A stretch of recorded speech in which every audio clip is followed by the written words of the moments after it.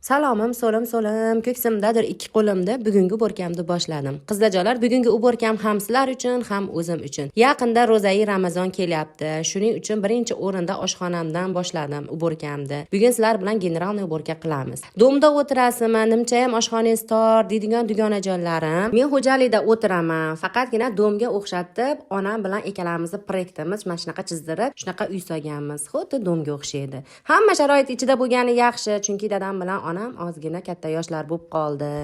Oshxonam ikkiga bo'lingan, razvalkasi bo'lgan, shuni kichkinagina qilib, gaz, suv, oshxona mebellarini shu tomonga qo'yib qo'yganmiz. Chunki biznikida bolalar juda ham ko'p.